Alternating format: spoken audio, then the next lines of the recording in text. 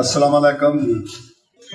ये स्पोर्ट्स मेला दियाँ स्पोर्ट्स मेला इंतहाई कामयाब मेला है और सारे खिलाड़ियों का जिन्नियां टीमां इंटर हुई ने वालीबॉल दियाँ, कबड्डी दियाँ, क्रिकेट दियाँ, फुटबॉल दियाँ, असीं सारी कमेटियां दे बहुत मशहूर हाँ जिन्होंने ये टूरनामेंट अपना मेले में पार्टिसिपेट किया और अपने जिन्होंने स्पॉन्सर किए ने मेले में तामन किया आवाम का सारे असीं बहुत मशहूर हाँ कि ये वर्क बहुत ज़्यादा होंदा है क्योंकि मेला लवान तो पहला बहुत ज़्यादा वर्क होंदा है और अज मेला जो है बहुत ज़्यादा और बहुत बेहतरीन है।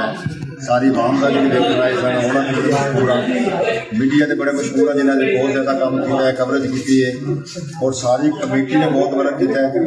सारे का बहुत शुक्रिया। सिजी साहब ने जो टाइम कढ़िया आए सन उन्होंने बहुत शुक्रिया।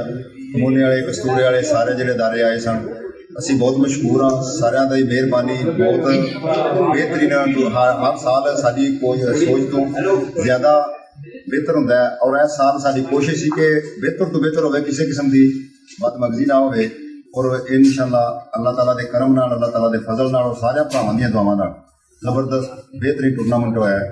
पाकिस्तान जिंदाबाद।